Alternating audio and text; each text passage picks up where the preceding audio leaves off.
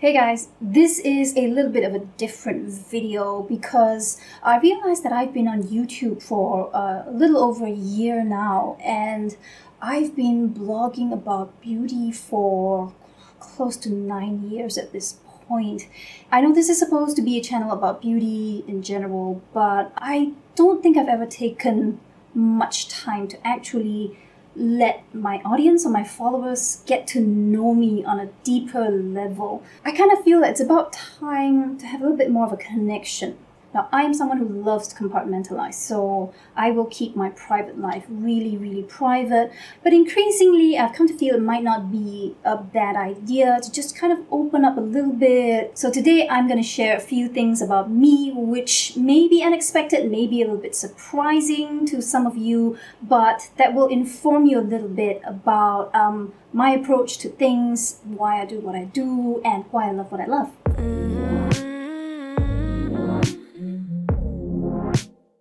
Point number one, I used to be a singer and songwriter. Now, this was ages ago, and by ages, I mean around college age. So from about 18 or 19, I actually started composing and arranging music on a synthesizer and a computer back at home, in my room. Bit of my background, I had my first piano class before the age of 3. I got my performer's certificate when I was 14 or 15 years old. I almost became a concert pianist as a teenager. Despite all the lessons and all the money that my dad invested in my training, it just wasn't something that I loved enough to want to do for the rest of my life. And I knew at that point that I preferred the pop music industry. I liked the free form, I liked the free flow of ideas, I liked how fluid all these styles were, and my parents actually let me sign up for a singing class, and that was also the time I started composing my own music, started playing with synthetic instruments on my computer. So I signed with BMG, which is now Sony BMG, as a composer when I was 19, and I started selling music. So some of my early works included songs for Stephanie Sun, for Ame, for Joey Wong. Basically, I was doing pretty well at an age when most of my peers were thinking about who to date and which course to take in college. Obviously, because I had to voice my own tracks at the time to get them sold, I started getting calls and meetings from studio executives. Several of them came down to meet me because it seemed like a great marketing idea. 19-year-old girl who writes her own music, who can sing, who can compose, who can play. I'm not kidding when I say that at one point I was considering between 3 studio contracts. I eventually did sign on as an artist with Warner Music Taiwan at the time, and I actually moved to Taiwan at one point. I was going sporadically between Taiwan and Singapore just so I could receive training. I went for dance classes, I went for Chinese classes. Obviously, I had to learn how to read traditional Chinese. I had to learn to speak in a different accent. One of the fun things at the time as a young girl was having this whole team of people sit there, stare at you and decide, okay, what kind of image should we give her? How should we style her hair? What kind of outfit should she wear? What kind of a feel or what kind of a personality or persona should she present? And of course, I am sitting here right now because it didn't pan out. Things dragged a little bit too long. Now, the Chinese music industry was undergoing a lot of problems at the time because it was the height of piracy in Asia. People were no longer making money from album sales. You had to have a lot of endorsement deals just to survive as an artist. And that was also a time when the mainland Chinese market hadn't really opened up quite as much as it has now. So the idea of making a significant portion of money from that market was totally not even an idea at all. So long story short, management team got fired. They left for another company, brought a lot of the creative and management team with them. New bosses came in, hired new people. New people sat down and looked at me and decided, no, we want to do a different concept. We should present you this way. We should market you that way. We should do this kind of music. That team got fired again. More people came in.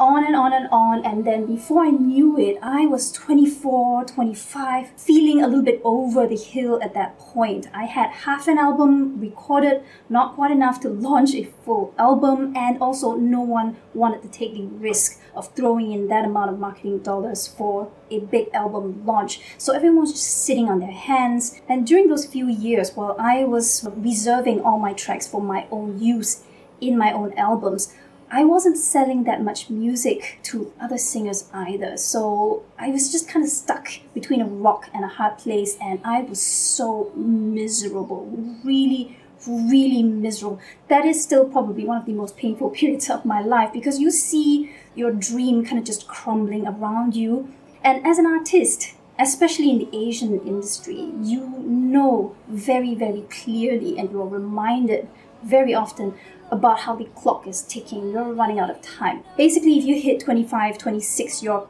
pretty much at the end of your viable lifespan as a new singer. So it took me, I think, a year or so. Lots of thinking, lots of crying before I spoke to my dad and decided, I think I want to come back to Singapore. I didn't go into music because I was one of those people who wanted to starve for my art and my passion. I went into music because it seemed like the most viable career route for me at a certain point, and it didn't look to be that way anymore. So I started applying for lots of entry-level jobs in Singapore, and it's kind of eating humble pie at 25, 26, when most of your peers are already, 4 or 5 years into their career. People are starting to become managers or, even senior managers at that point. And I was just trying to find an executive job in a company that wouldn't mind that I didn't have any corporate work experience. Now, I got tons of rejections, basically people who felt that I didn't have the necessary experience. And the job that I did eventually land was a strange one, because I basically wrote in to a local game company. I just talked about how willing I was to learn, even though I didn't have much job experience, and I didn't mind starting at an entry-level position if they would take a chance on me and all that. And strangely enough, it was the COO of the company who ended up reading the letter, and somewhere in between the lines, this very experienced, very senior executive decided there's something about this girl.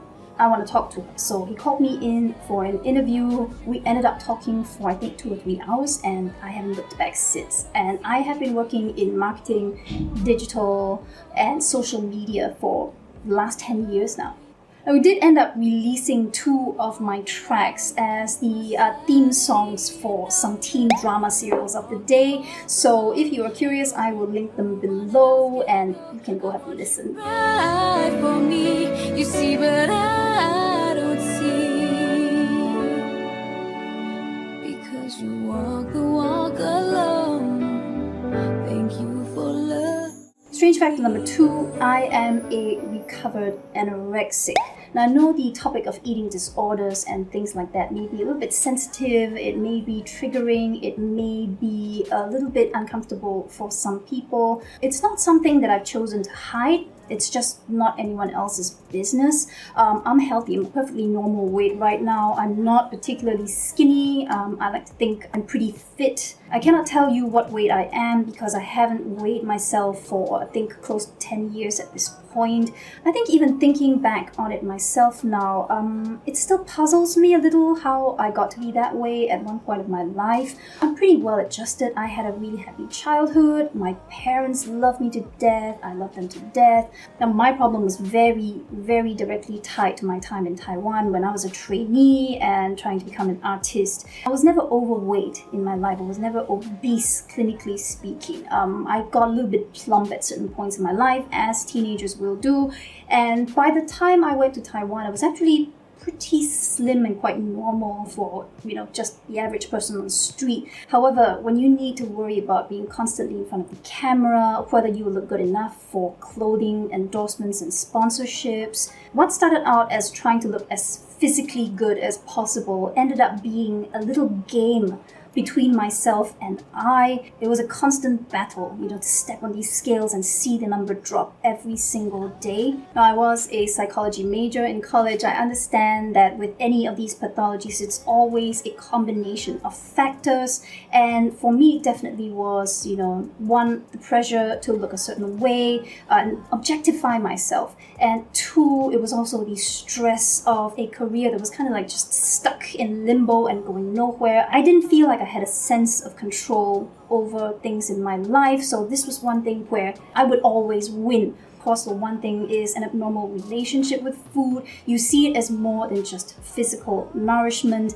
It is a reward. It is a comfort. I believe that majority of people who develop eating disorders all started out with some form of abstinence from food. So you look at it as something you really need to avoid. You are almost terrified of it, but the terror and the abstinence makes you crave it all the more, like a forbidden indulgence. So over time, you almost become enslaved by this push and pull. Eat it, don't eat it, eat it, don't eat it, calorie in, calorie out.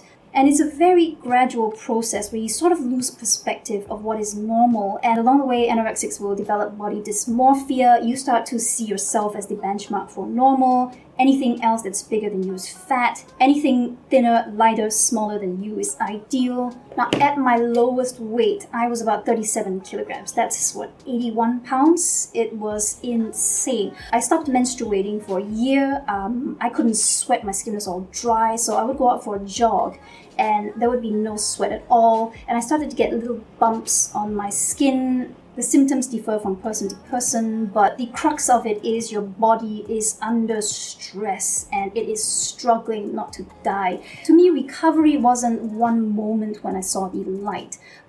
It's usually a chain of changes that happen in your life around the same time. One thing was the decision to just drop the whole singing thing, come back to Singapore, and make a life as a normal person, have a normal desk job. It's not the be all and end all. There was something so arrogant and so self-entitled about the way that I was telling myself, I can't imagine having a normal job, living a normal life, being like a normal person. I had just built up so much expectations about a music career that I never allowed myself to accept that. Being home, being around friends and family, it makes it really, really hard for you to have that sort of a disorder. I had to sit through a lot of uncomfortable talks from friends, from family. Didn't enjoy it at the time, but I really, really appreciated it regardless, because anyone who could sit down and talk to me about it was saying, I don't care if this pisses you off, and I don't care if you hate me, I want you to survive. Every time I felt like stepping back on the scale again, every time I felt the pressure to see the number drop, to feel my clothes getting looser, I would just stop myself and say, I don't want to die. Being surrounded by people, having a job, things to occupy your mind and your time with, I would say those are really, really critical for recovering from any kind of an eating disorder, because it is a sort of a obsessive compulsive disorder where you fixate on one thing, and having all these other things mean more to you also helps you to gain perspective and not to just focus and obsess over this one other thing in your life. Now, if you happen to be someone who is struggling with that right now, I understand. Now, I can't really speak for the other eating disorders, although there are some similarities to the root causes. But I would say that one of the commonalities among anorexics is our need to win, our need to prove something to ourselves. This is not winning. This is not your legacy. You don't want to leave life having accomplished nothing else other than she was the skinniest bitch alive. There will always be a skinnier, richer, prettier bitch. So get on with your life and win something that matters. I want to point out right now that I am no expert on eating disorders, but if any of you have experiences to share, I think it's really, really important to speak up. And, it's catharsis for yourself, but it's also a little bit of a strength that we are sharing with other people who may be struggling with it right now. So leave me a comment, or if you feel like you're really struggling, you're in a really bad place, drop me a message, drop me a comment. I'm more than happy to listen and have a conversation with you. I may not be able to fix your problems, but if my being through it is any help at all, at least I will understand, really, really understand understand what you are going through.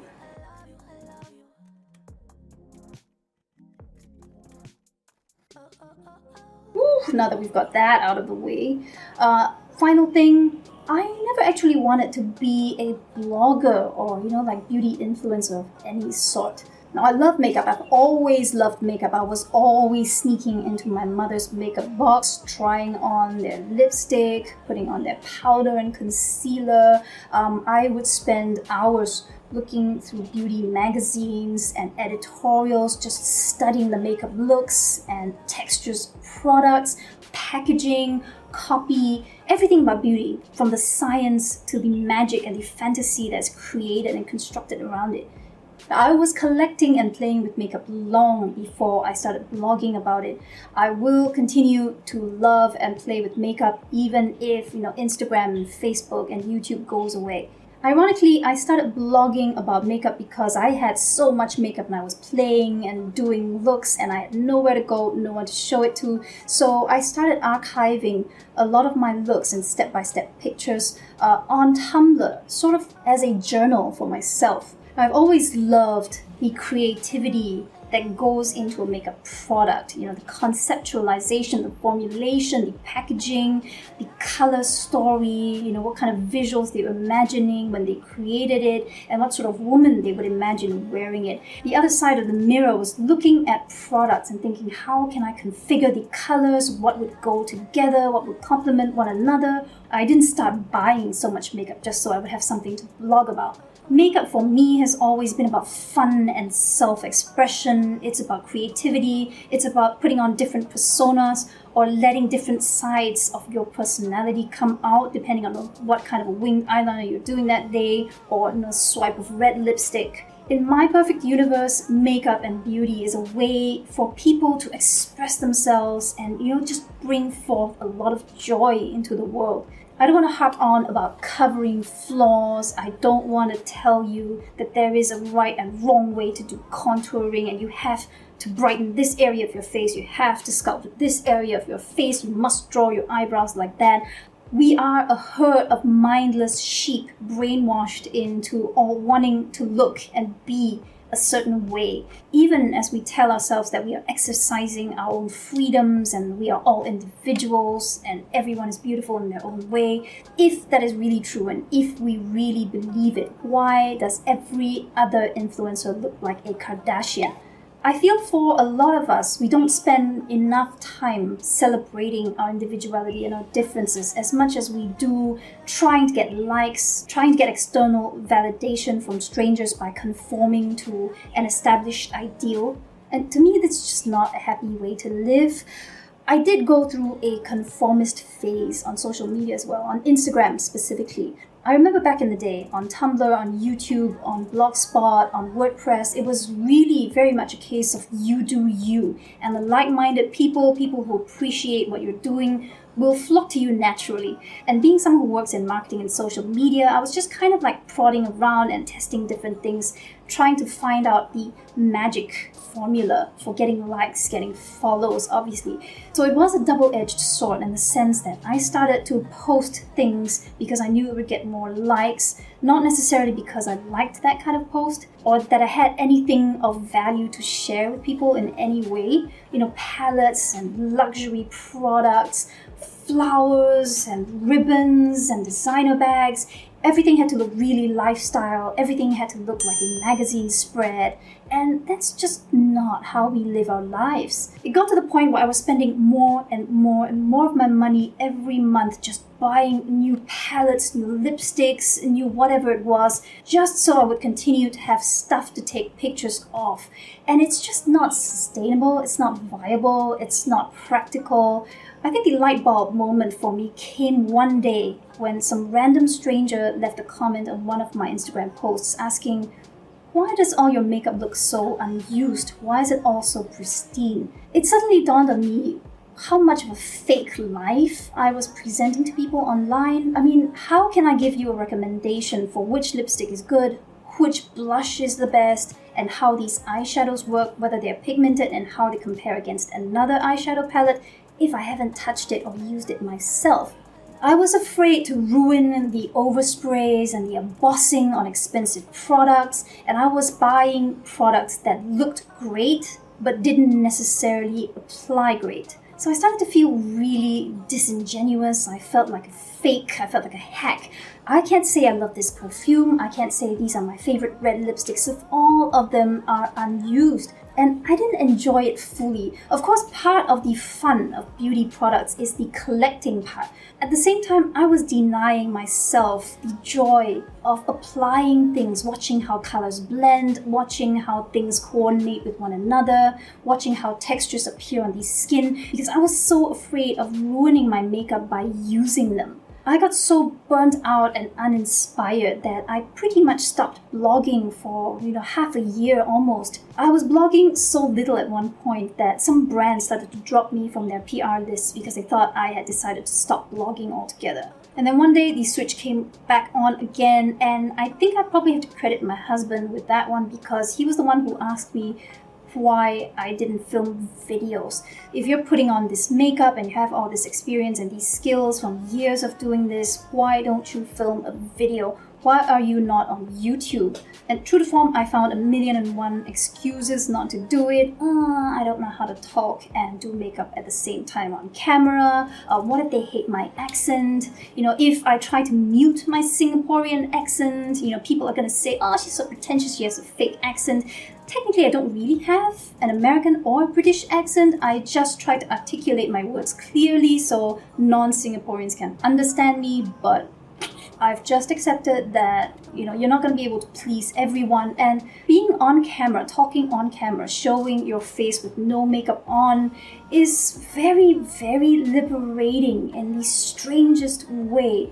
Obviously, when you choose to do what you want to do, what you feel like doing, rather than what other people want, you will get less likes, you will get less follows. In fact, you will probably get more unfollows every time you post, and I kind of just accepted that. Even if one day it drops down to like 100 followers. These are 100 followers that I know I can bring some joy to, that I can help to inform, who see some value in what I want to do. I believe it's really important to respect your audience. I don't really want to call you guys followers because it has that connotation of you're talking down to someone. I want to know what stuff you like to use. I want to know what products you've had a good or bad experience with. It's not just me on a platform holding a loud hailer and vomiting my opinions on everyone. And I didn't want to go back to that vapid and really superficial style of posting where I was prioritizing how good a product looked, how nice its packaging was, how luxurious and well-known the brand was, versus how well the product inside would perform on your face, on your skin. I don't want to influence you guys to keep rushing out to buy something just because it looks pretty if it does not perform. I don't want to present this fake and unsustainable kind of a lifestyle. There are so many studies and statistics showing that young and vulnerable people are getting depressed and feeling inadequate because they are looking at social media. I don't want to be part of that problem. I hate woke up like this. I hate born like this. I hate anything that encourages society to build itself up by tearing other people down. I don't want to sell the lie that if your life is not picture perfect, it's not Instagram perfect, it does not get a certain amount of likes, that it's not worth living. Now I get the beauty and the allure of looking at beautiful pictures of products, of designer brands, luxury and travel and all that. I'm not dissing that at all. I like to go through it sometimes as well. It's kind of like flipping through a magazine, but there are plenty of people who are brilliant at doing it, at showing off a ton of beautiful makeup and products. You don't need one more. And look at it this way. If you see a beautiful flat lay and one of the products in there catches your eye, and you are wondering, should you drop the cash for that? How does it compare against something else? You can come and ask me. If we're all on social media, it would be a lie if I said I didn't care about getting likes or getting follows. If that was the case, I could just take pictures and put it on my computer and stare at it myself. The point is, I love having a conversation with you guys online. Every post is an invitation for an interaction or an engagement.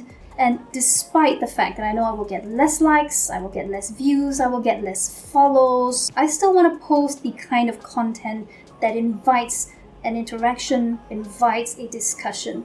With that said, I should end this because that's probably the longest video, or one of the longest videos I've ever recorded. I hope you guys found it, well, at least eye-opening, if not fun to listen to. Definitely share any of your thoughts or your opinions down in the comments below.